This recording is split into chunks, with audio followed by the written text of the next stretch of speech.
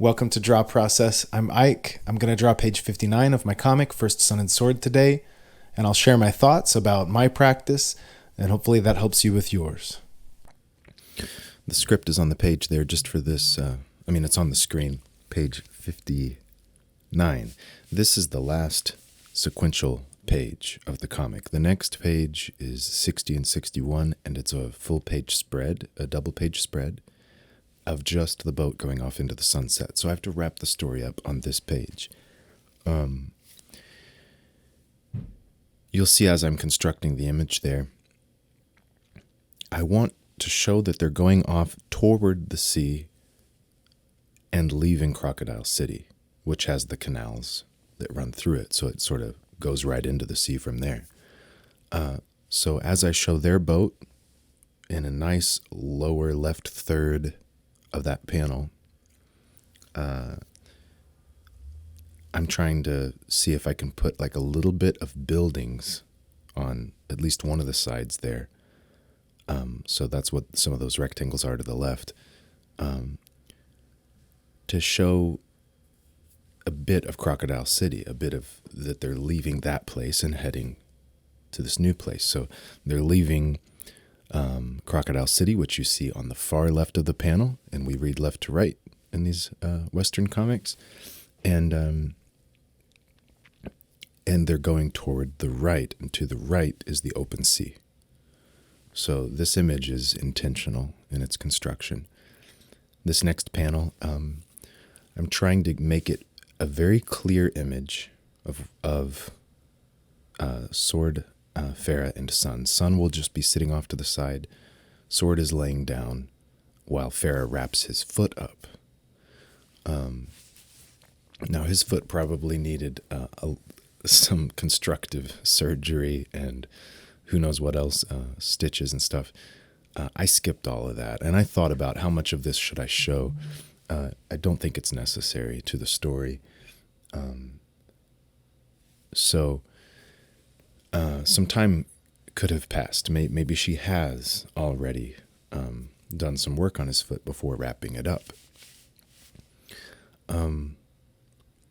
So this image is just a kind of pretty much dead on side view of them below deck on the boat, making it there's not a lot of foreshortening, there's not an angle on them, so it makes it easy to see what's happening, what they're doing. The main focus is Farah holding his foot, and I need room for some word balloons. So Farah's going to be commenting about the assessment of the situation at this point and what's the condition of his foot. The reader's going to want to know these things. How bad is that foot? It looked pretty bad. And what does that mean for the future, for the next story? So she's going to communicate those things. While she's doing that, she's dumping that info to the audience, but to make it interesting, I've got to add more to it. What does it mean to her? Why is she saying this? So it tends to be critical and negative about Sword's decisions. She's not totally on board with the goals and the plan of what they're doing. But she's supportive. So she gets to kind of be his conscience. So I communicate some of that, her concern that things are not looking good now because of this. And then Sword will change subjects to say, wow, I did it. Like, can you believe it, Farah? I actually, Sun and I actually defeated King Croc. We defeated a lizard king. This wasn't supposed to be possible. People haven't had hope that they could ever free themselves of the overlords, of the power of the lizard men. And look what we were able to accomplish. He's kind of just in awe, hopeful, despite this bad news about his foot. And so he'll comment on that, and she will just reply back like, he'll say, we did it. And she'll be like, yeah, you did it. Which is her, her way of praising him, of being forced to look at this new information, this hope, but also this scary thing that we might be entering a direct conflict with the lizard overmen. So that's where the story will end, is with that comment. I'm trying to use more interesting camera angles too. Sometimes I go with the most clear, and in some sense I'm always going with the most clear image. But if you look at the bottom left panel, what that is that's Sword's upside down jaw and his beard in the shot, with just his mouth, a bit of his nose showing, and Farah above him with sun in between them. That is a complex shot, but it's also the most simple one to show and communicate what we want to communicate. It's not simple to draw, and it's not simple to think up, but it's simple in the sense of directly effective. If you just think of those characters as blobs, in the composition, you've got Farah in the, towards the left top, and then the first circle would be her head, and then next down diagonally is Sun's, and next down from there is Sword's. That's a very simple composition. It's a simple image, but to capture that is a very complex camera angle, and you literally have to have Sword upside down, because he's upside down, like he's laying on his back looking, backward. I'm distinguishing that because I think effective and simple communication is a great goal to have, but that doesn't mean that the way you block, the way you set up your figures in the space, and the camera angles you choose are simple and easy to draw. It doesn't mean that. And I feel like we can think that those are synonymous, and end up making,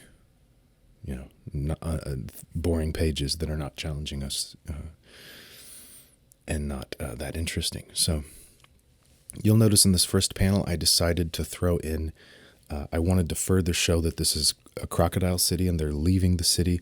So I have these two lion statues I'm going to put, because we saw them when we first entered the city. Just after the main gates, there was a few at this bridge, and I thought, okay, now their heads have been broken off, because this is from a few centuries ago when it was a city, a great city run by humans. But showing these two pillars and statues coming up out of the sea here, and a bit of the building and a tower on the left, it further shows we're leaving Crocodile City and going out into the world. It became a little challenging because I decided that after the thumbnail was done, and now I'm trying to compose, make a nice image with these elements added, and it changes things. Like the boat is further to the left now. And as I'm building that, I realize, I need another. This composition is not balanced, so I'm going to have a second column with a lion on it, which makes sense. It's like the gates of the city. But that's why I put the other one there, is to balance that image out. Of course, I could have erased and repositioned things, but I realized this was a solution that works.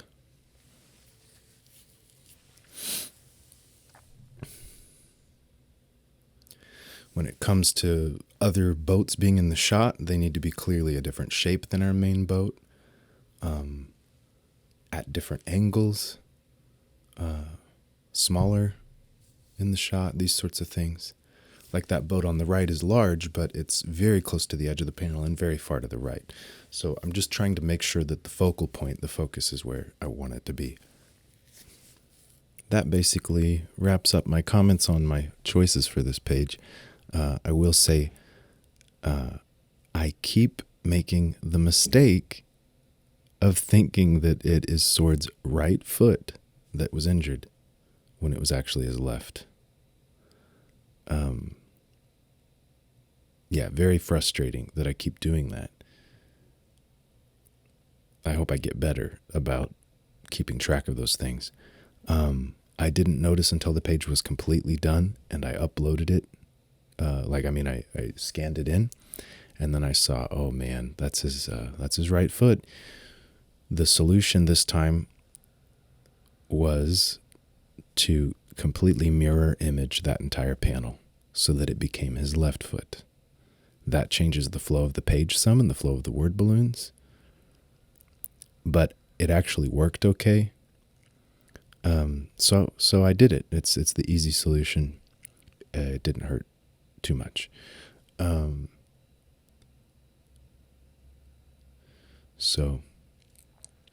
As I'm constructing this panel here, I'm trying to go with a heavily lit area right from the ceiling there. It's open. And then putting most of everything else in shadow,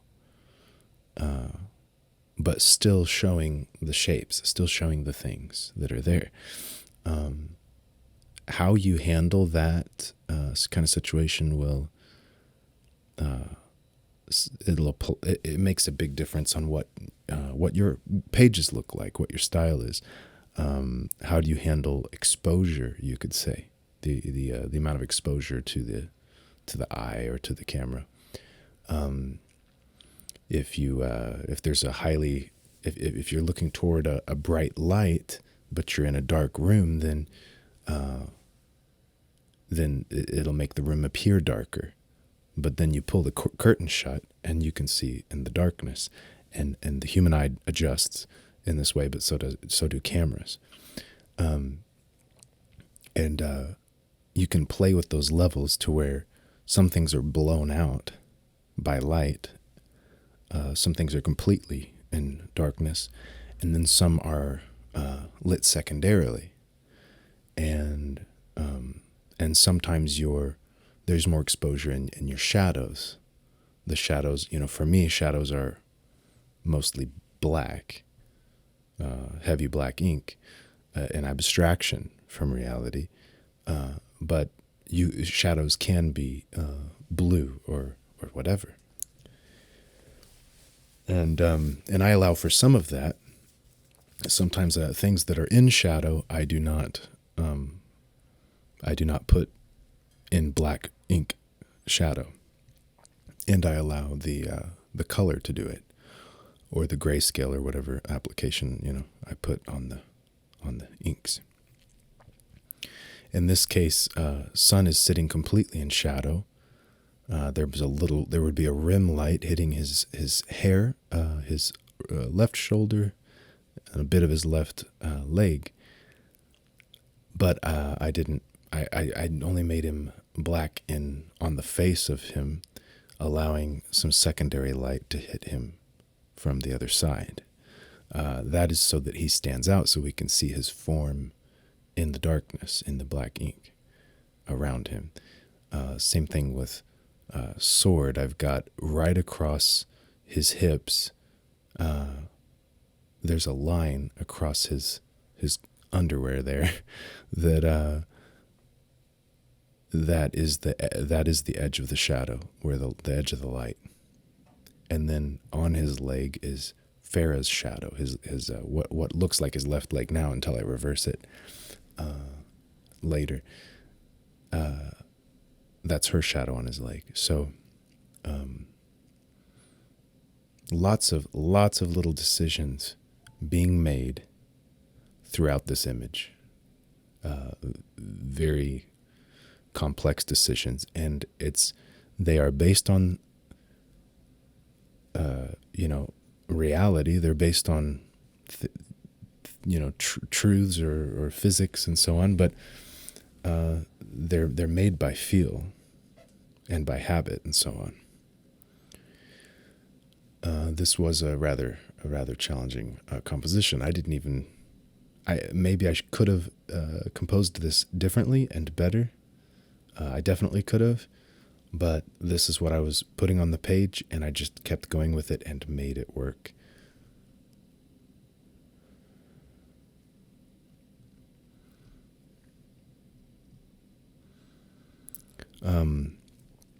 Now that I'm in my sketchbook, I've been working on still shots from films that I like, that I like the cinematography in. And I'm just picking a film and going through and pausing at times. I'm not sitting and watching the film. I'm kind of scrubbing through, finding the image I want that looks interesting, and then sketching it pretty quickly. I can work on clothing and surface treatments like reflective surfaces and stuff, and environments and perspective and figure drawing and face expressions. I can hit those things a bit if I want, but the main thing is to capture that composition of the figures in the physical space, and how the lighting is working, how the exposure is working. So I'm getting practice looking at these images and going, okay, now let's turn this into heavy blacks. But I use a pencil; it's just gray. But I'm I'm choosing, where my threshold will be for dark values, light values, and constructing that image. And so I'm getting practice at lots of different situations. This situation was unique with that one light source above, and things needing some secondary lighting. And I'm getting practice with more variety of these situations by looking at films that do it. I think it would be difficult to do that just by studying other people's comic books. You can learn a lot, looking at how they solve problems in their comic, but you have to see the problem, that they're solving. So looking at reality or looking at a photo, a still image from a film, can be very instructive. So I'm getting practice with that so I can do more complex and unique shots to communicate simply, though. Here you see this shot that I was talking about earlier, the upside down jaw of the sword, and then Farah and Sun in between them.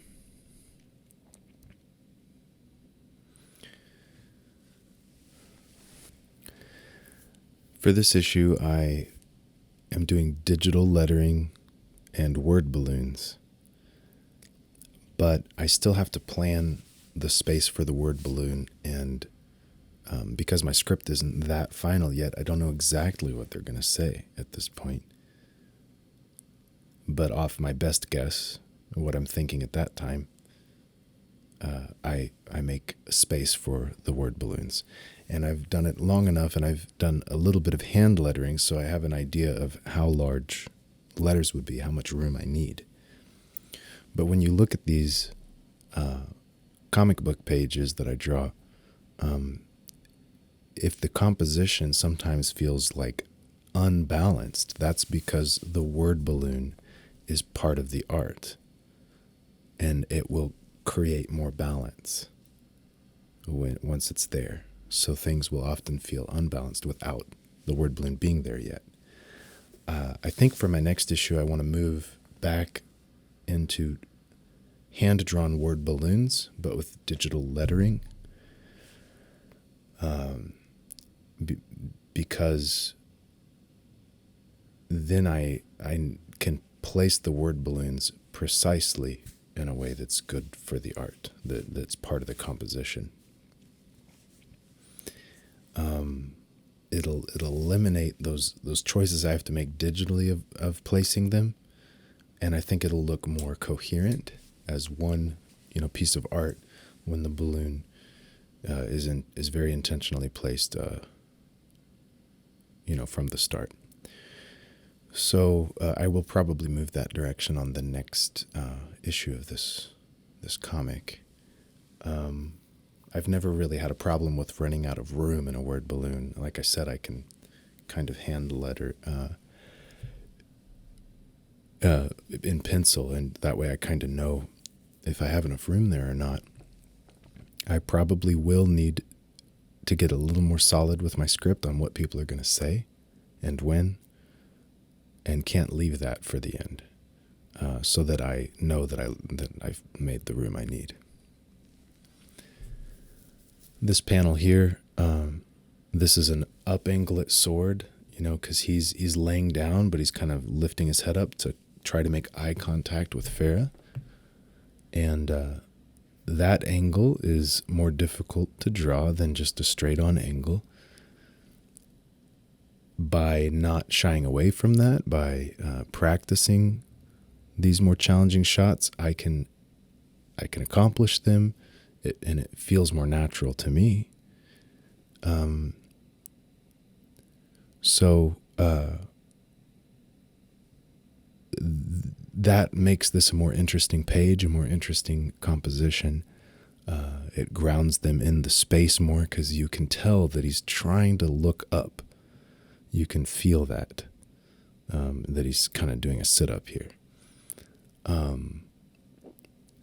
The characters feel more real and alive in their physical space when you do that, and it's a more interesting looking image.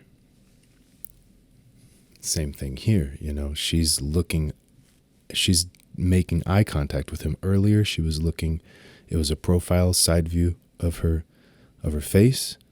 She wasn't exactly looking at him, but now that he looked at her, she has turned her head and looked at him. And in this shot, I could have just had her torso turned, her whole body just looking at him. But I've got her looking kind of over her own shoulder, back at him. And the way that her head is tilted, and she's looking over the shoulder, and that her head is still not fully facing him, this is all communicating something. It's all bringing it to life a lot more than just a dead-on shot.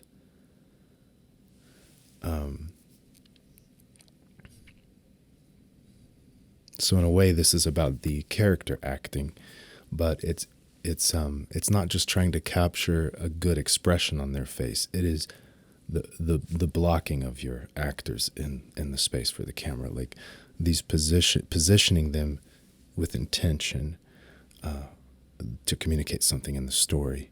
Like if you had a character and they've always got their hands in their pocket, for example, they never show their hands, you might get the feeling, oh, this is a character who is concealing something, or is a nervous person and kind of withdrawn or withholding. Like you can communicate. Or, the camera always kind of looking slightly up at certain characters so they seem more powerful.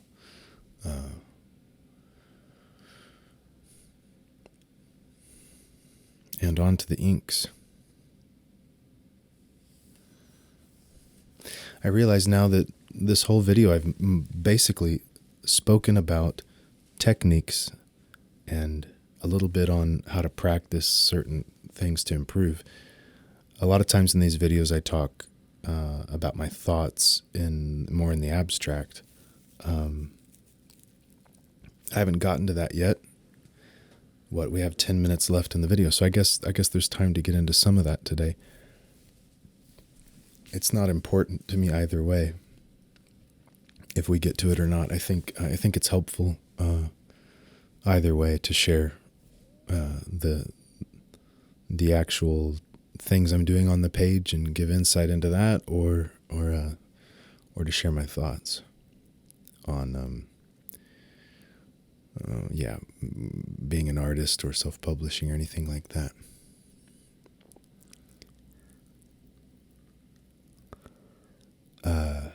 I am thinking about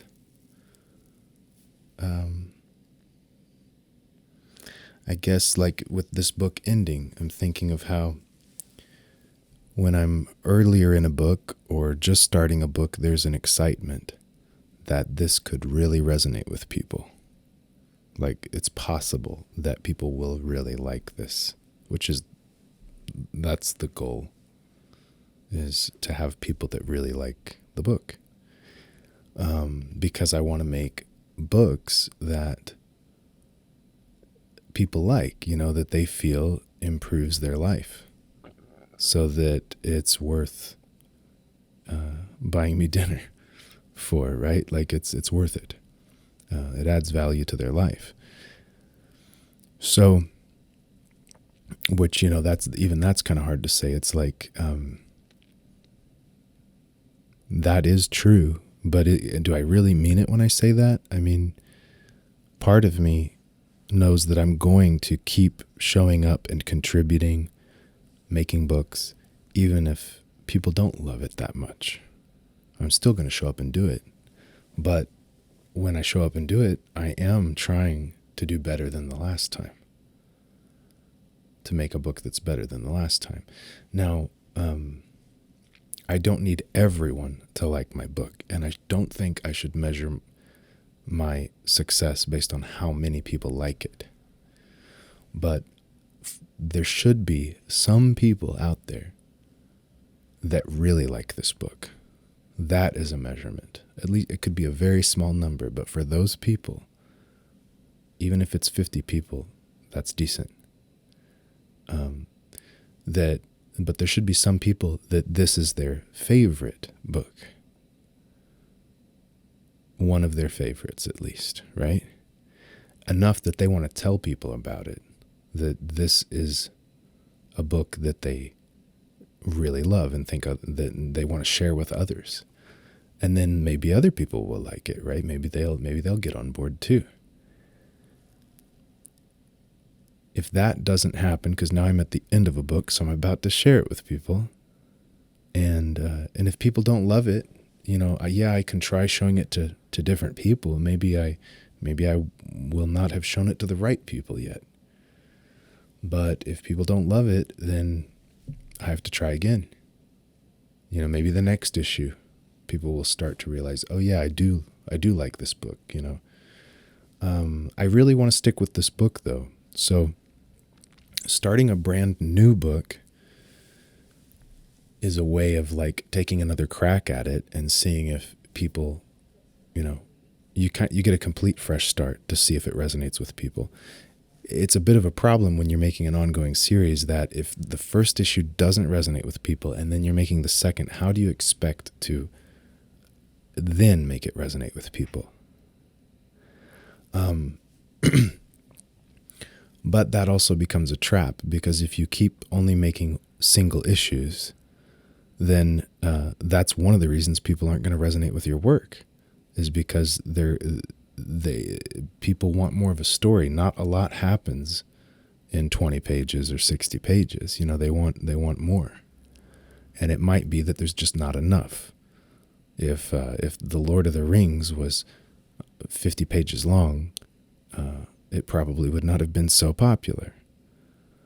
And people may have just cast it aside and not worried about it, not even let him know, please make more, because the value in it relates to the length, the depth. So that can become a trap to just keep making single issues. So it is possible that the first issue would not resonate, and that by the time there's 2 or 3 or a full volume, that someone will choose to give it a try at that point. And then maybe they'll realize they really like it. And I can hope that, each story is sort of a standalone story. So if they don't love this first story, maybe they'll really like the second one, the second 60 plus page story. And so then, then I could entice and appeal to new readers. So it feels harder to just stick with the same book because you don't get a fresh start, a new try to reach an audience, to really make people like it. But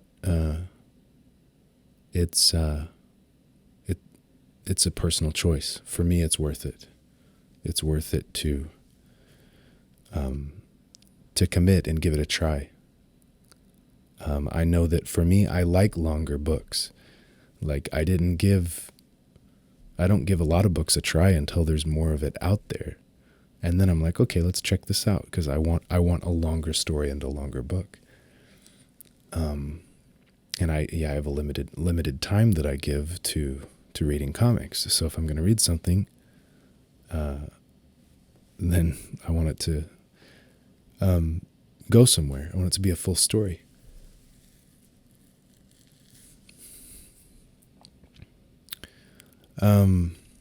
And it also has to do with what do I want to put in the world? What do I value? I want the world to have more long comic books. I think that something that's wrong with the market is it produces unfinished books, unfinished series, and shorter series. And we need longer books. That's something I want to see in the world, and I think it would benefit it. Imagine if film had no movies and all we ever had, or if all it ever had was one season. There were never shows that went on more than a season. That would be a detriment. It